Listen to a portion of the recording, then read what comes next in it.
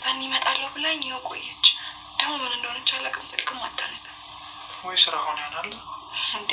ምን ሆነሃል ኪራ? 2 ሰዓት ሆኗል እኮ። የምን ስራ ነው በዚህ ሰዓት? በቃ አትጨናነቂ አንቺ። ወይ ካልሆነ ጠዋት ቤት ሄደን ቼክ እናደርጋታለን።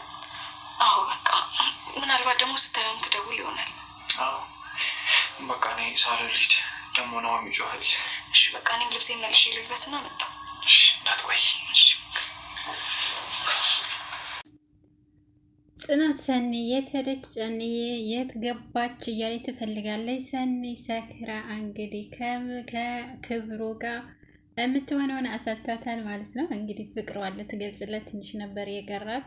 ያው ትንሽ ያዝ ቢያረጋት ወይም ደግሞ ትንሽ ቢቆዩ ለብቻቸው እርግጠኛ ነኝ እኔ ወድሃለሁ እኮ አፈቅራለሁ፣ ነገር ግን የእህቴ ነገር እያሳሰበኝ ነው እንጂ ሰውን ጠልቼ አይደለም ምትለው ነበረ። ምን ዋጋ አለው? ያው ቶሎ በመመለስ እና ወደ ኪራ ቤት በመምጣታቸው ኪራ በሳቅ ፍንድት ብሎ የዛሬው በጣም ልዩ ነው። በቃ ከስተዛሬው ይልቅ ዛሬ በጣም ልዩ ነበረ። በጣም ተመልካችም ደስ ይለዋል ብዬ አምናለሁኝ። ኪራና ጽናት እንግዲህ እንደ አባት እናት ማለት እንደ ትልቅ ሰው ሆነው ሌሎቹን እየተቀበሉ እየዳሩ ነው ማለት ነው። ያው ናሆም ብሎታል። እዚህ ቤት እኮ ዝጣራ ስር ሁሉም ነገር ከመጣ እዚህ ቤት አንድ ሰው ተገባ፣ ወንድና ሴት ተገባ፣ እርግጠኛ ነኝ ፍቅረኛሞች ሆኖ ወይም ደግሞ ተዋዶ ነው የሚወጣው ብሏል። እውነቱን ነው። ጽናትና ኪራ እዛው ቤት ነው የተገናኙት።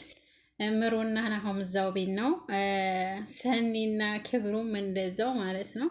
እንግዲህ ቅዱስን ብላችሁ ነበረ በኮመንት ላይ ቅዱስና ሰኒ አብረው ቢሆኑ ቅዱስ በጣም የቅዱስ ቅዱስ ነው እና ወደነዋል እሱ አብረው ቢሆኑ ብላችሁ ነበረ። ነገር ግን ቅዱስ ትቶ ሄዷል ማለት ነው። ገደል ብሏል። ከሰኒ ወጥቷል ማለት ነው። እንግዲህ ክብሩ ነው። ክብሩ እንግዲህ በዛም በዚህም እያለ ነው። ትንሽ ነው የቀረው ሰውን ለማሳመን። እሷም ሰኒ ብላለች ሰዎችን ለማቅረብ እና እኔም ደግሞ ለመቅረብ እድል ልሰጥ ነው ብላለች። እውነት ነው፣ መስጠት አለባት። ሁሉም ነገር በእድል ነው የሚሄደው። እድል ያስፈልገዋል እና ደግሞ ሁሉንም ሰው ማቅረብ ሳይሆን ያው የሆነ የራስ የተባለ ጓደኛ መያዝ አለባት። ብቸኝነት ጥሩ አይደለም። እህቴ በሰው ሀገር ታለቅሳለች፣ እህቴ በጣም ትቆጣለች፣ ይሄኔ ያልቅሳብኝ ይሆናል። እንደ እናት እንደ አባት ሆና የሚያሳደገችኝ እሷ ናት፣ ከእሷ ቃል ውጪ አልወጣም እያለች ነበረ። እንግዲህ ሰኔ አንዳንድ ጊዜ ያስፈልጋል ሰው የበፊቱን የዛሬውን ሳይሆን የበፊቱንም ማስታወስ ግዴታ ይለናል። ነገር ግን አንዱ አጥፍቷል እና ሌላውም ያጠፋል ማለት አይደለም። አንድኛው ተበድሏል ሌላውም ይበደላል ማለት አይደለም። እንግዲህ እህቷ በፍቅር ተበድላለች።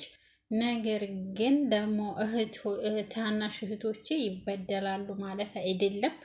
ሁሉም ሰው የየራሱ ሂደት አለው፣ የየራሱ ጸባይ አለው፣ የየራሱ እቅድ አለው፣ የየራሱ ደግሞ ሁሉ ነገር የሚያቅደውም የሚሰማውም የሚያገናዝበውም የሚማረውም የየራሱ ይሆናለው ማለት ነው። እንግዲህ ሰኒ ለክብሩ የሆነ ተስፋ የሰጠችው ይመስለኛል። እኔ በጣም ነው ደስ የሚለኝ ክብሩና ሰኒ አንድ ላይ ቢሆኑ። ከጊዜ ቀደምም እናንተ እንዳላችሁት ኮሜንታተሮች ሰኒና ክብሩ አንድ ላይ የሆነው ብላችሁ ነበረ፣ እያላችሁም ነበር። አሁንም እያላችሁ ነው።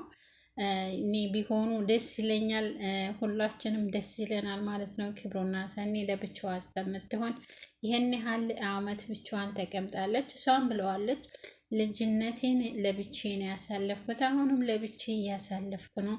ስለዚህ እኔ ነገር ምን ይሻለኝ ይሆን ምን ላደርግ እያለች ነበረ። የእህቷም ያለቻትን ከነጽናት ወይም ከነኪራ ራቂ ብላት ነበረ ከዚህ ቀደምም አሁንም ብላለች።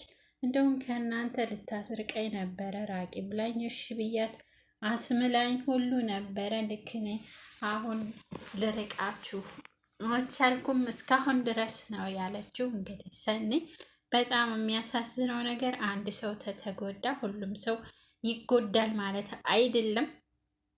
እንግዲህ ዛሬም ይኸው እስካሁን ድረስ ምንም ያነሱን ነገር የለም። ያው ባለፈው ልጅ ብሎ ነበረ ኪራ።